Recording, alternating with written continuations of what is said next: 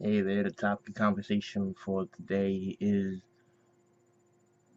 10 of my favorite RPGs of all time, which, RPG stands for role playing game. It's probably my, if not favorite, one of my favorite genres as far as video games goes. Been playing them since I was, what, 4 or 5. It's an amazing series genre that's, for one, can pretty much described by, let's see, it's actually a little bit hard to define, but there are certain traits that are most oftenly found in RPGs, and some of those are, for example, like a level up system, so you can strengthen your character through gaining experience points, which you usually gain from doing things like completing quests, various tasks, or defeating monsters and or whatever the enemy might be in that particular game. And there usually is a wide, big place to explore, towns, cities, and so on and so forth, to explore and talk to NPCs, which stands for non-playable character. And you can buy equipment, usually, and things of that nature. And there's usually for most RPGs, it's usually a turn-based combat system. Some of them are more action-orientated, though, and those would be considered action RPGs, which basically is a subgenre of RPGs. Action being my favorite ones. But the combat is a lot more streamlined and flowing and whatnot. It's not, you don't have to take turns and everything. So like I would just I would recommend that more so for the people who are more action oriented in what they like to be playing and viewing. But first of all, before I get to the list, RPGs can basically be defined as either Western or Eastern. Japanese or JRPG or Western RPGs, which you can say WRPG, which basically just means that JRPGs are from Japan mostly and usually have things in common that set them off as far as the story and whatnot goes. And the theme is usually more Eastern, and Western, of course, is North America, South America, Europe, mostly basically that whole half of the hemisphere, the Western hemisphere, and have more Westernized um, themes, you could say. Anyways, into the list. First of all, my number one, easily, I'd put this against any RPG, pretty much, and I know that it'll still be there for me. It's Saga Frontier 2 from the Saga series. This one came out in 1999 in Japan. It got released in 2000 in North America. So 2000 would be like when I first played it. It got released on the PlayStation, and it's developed by SquareSoft. And it's a childhood favorite. I mean, I was in elementary school. I was like, how, 8 maybe or so when it came out for me, and when I played it.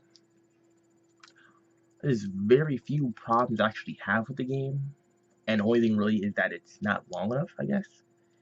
And I mean, that's really it. I mean, like I just wish it was longer. I would love to be able to play it more, get to know all the characters more and whatnot. And as far as the positives go, my favorite thing about it is really the music. Honestly, I like playing it so much. It's one of the few games I actually enjoy listening to the music. There's no spoken dialogue. Everything is through text and whatnot, and the emotional cues or whatever you want to call it is given through the music. It really is one of the most beautiful soundtracks for a video game I've ever heard of in my life. Really, that alone is one of the main reasons, and I'm gonna just leave it at that. You want to hear it for yourself, check it out on YouTube. It's up there. Second, Legend of Mana.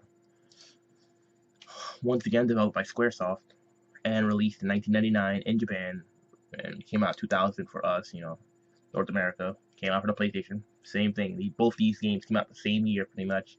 I played them around the same time, and they were both two of my favorite RPGs. PlayStation games, like category. They're basically there. And this is another classic one that comes to mind whenever I think of an RPG.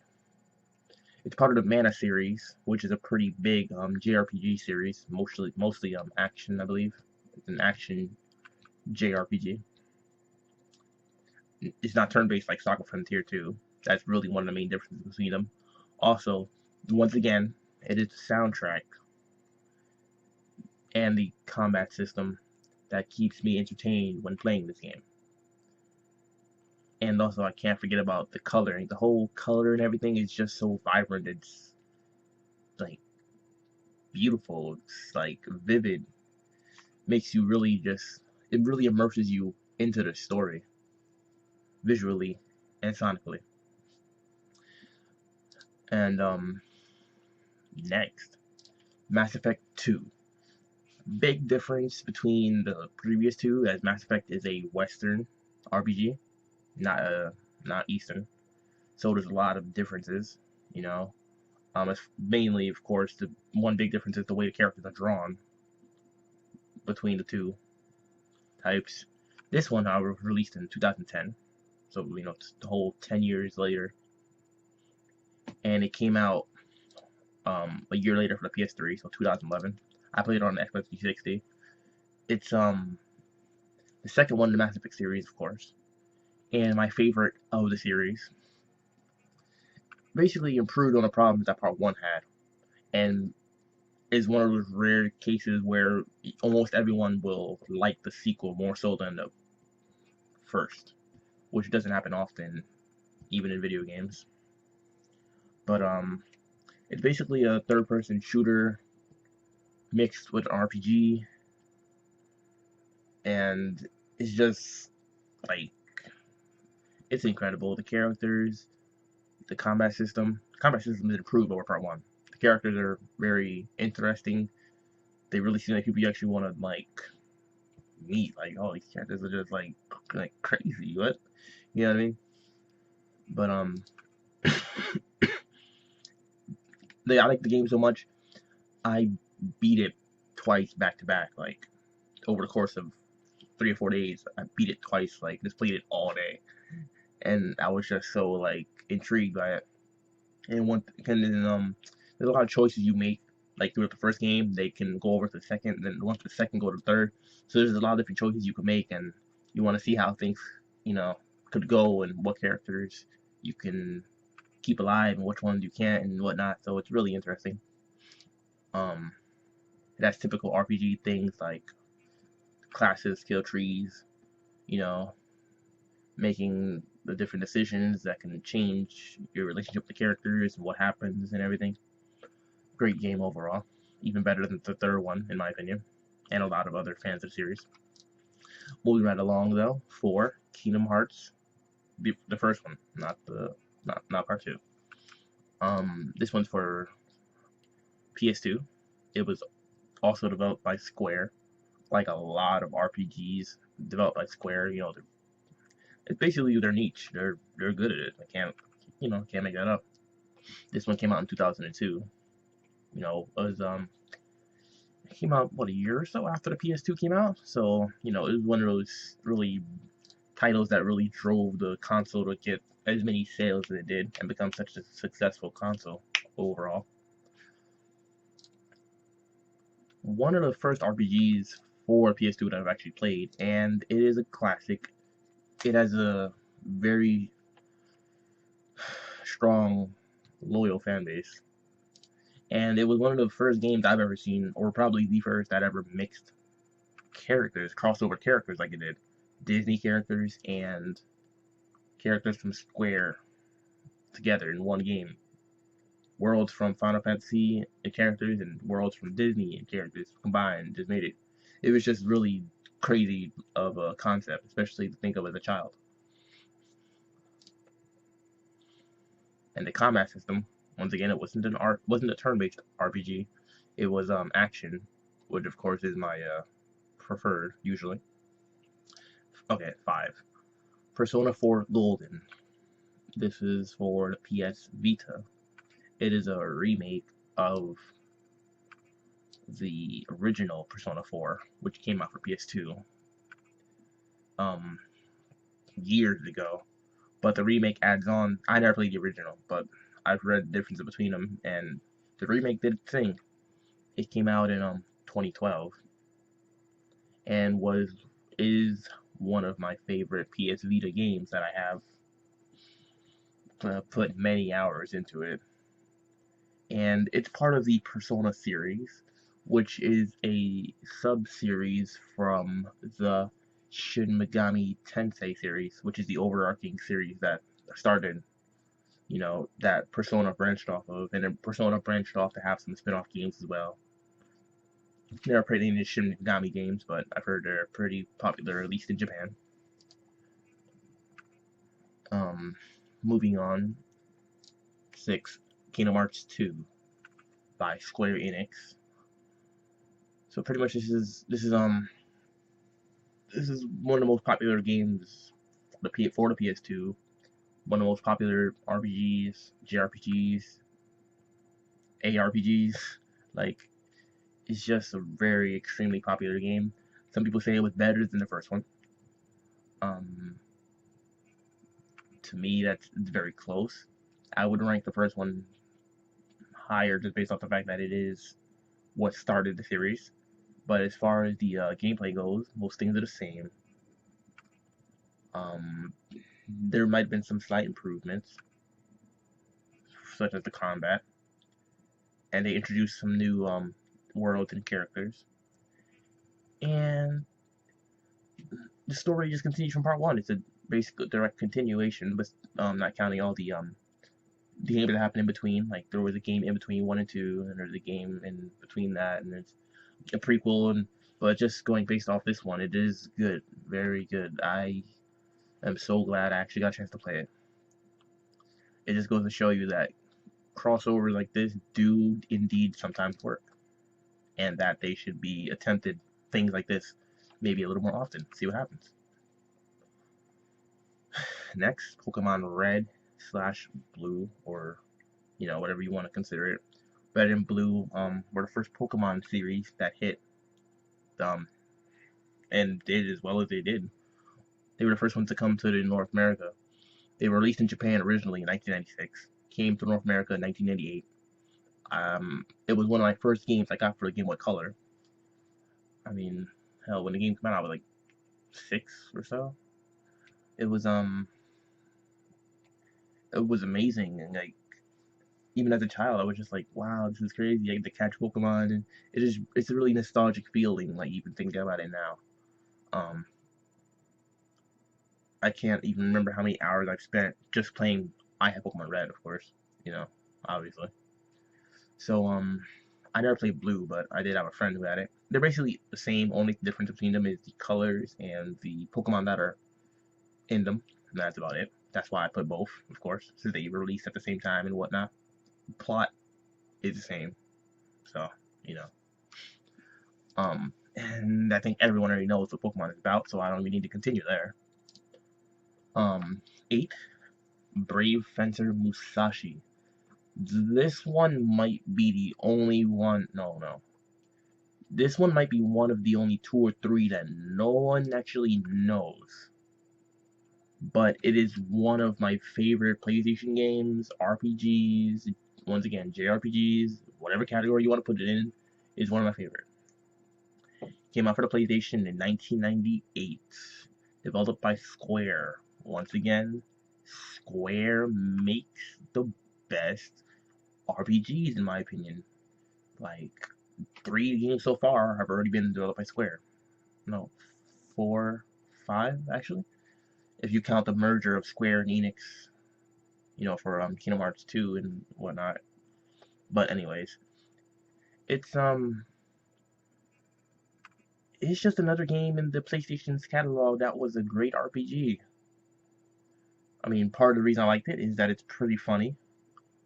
Um, most of the names and a lot of names in it are like pretty humorous, like they're puns and everything, and the dialogue can get a little like wacky at times and whatnot. The the graphics is one thing I loved about the game, especially back then. Um, It's about Masashi Miyamoto, which is a character based in Japan who was a dual wielding swordsman. And this is basically just like kind of like a satirical thing, bring him to life and put him in his place, and you gotta save the day and whatnot. It's, you know, pretty typical. Save the princess, save the kingdom, blah blah. But it is not dull. It does not get dull for one moment. It is very interesting. It had one sequel, I believe, PS2. It wasn't the best-selling game or anything, but I freaking love it. And I never got to finish it as a child. I'm not sure why, but when I got older, I got around to playing it again and finally finished it, and I was like just so glad. You know, I actually have one video up of me playing it, uploaded a while ago, but go look for it. It's there. Next,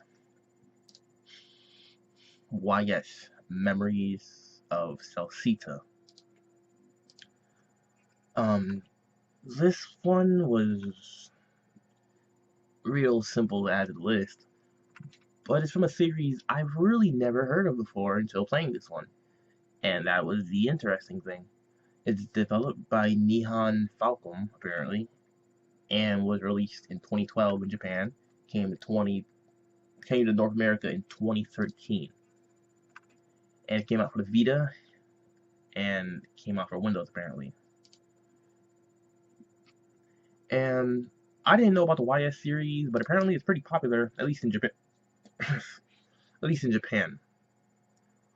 I got this game as one of my first Vita games, because I got my Vita in like 2013, the beginning, and this came out sometime during 2013. So within a few months, I picked it up because I heard it was a action RPG, and it was rated quite highly on different sites for reviewing video games and whatnot. So I said, hey, I'm gonna go for it, and I picked it up and loved it. It's an action RPG, and I really like those. It was part of a bigger series, so it got me interested in. And then eventually down the line, I did wind up getting. It's the first one for Vita, but I wound up going to the PlayStation Store and finding them and getting like YS7, YS Ultra Felgana, because they all have the same main character, Adol Christian. Kristen, I don't know how to pronounce the name. I think it's Kristen, but he is a red-haired, typical main character of a JRPG who doesn't really speak, and he has some side characters that follow him along on his journey to save whatever village or town or random passerby he finds. Typical. But great nonetheless. Mostly I like the graphics, and I like the map that you can explore. It's like a big forest and you get to explore the whole thing, and you gotta see like how much of it you can discover. You gotta get to 100%, discover everything. And along the way, there's various things that happen between characters that you meet that lead you off on a tangent and whatnot, and it's just awesome. I'm definitely waiting for the sequel.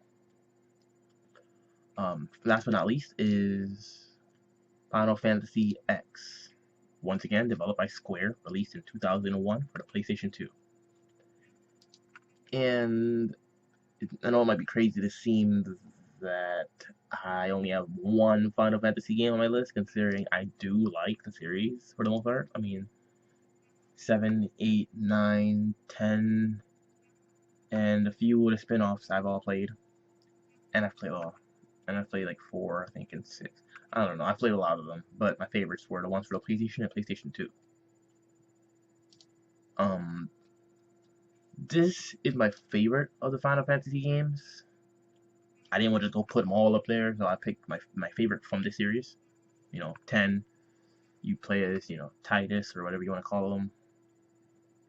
And it's the first one with voice acting, which is nice.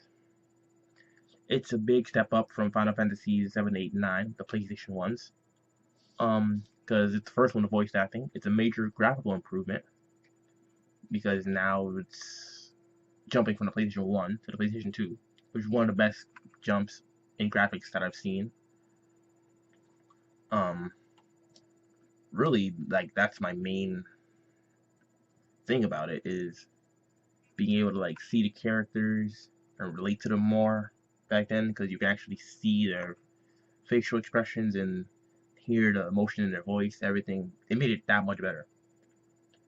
Now, I played it for the PS2, but then again, I also played it for the PS Vita when they had ported it over to the PS3 and PS Vita with a graphical improvement, which is even better. Um, they also did changes to the combat system, like completely. Like if you play the Final Fantasy series, it's easier to explain, but I just recommend it regardless. If you like Final Fantasy series, you would like 10. A lot of people would say 10 is their favorite, or 7 probably. For me, it's 10.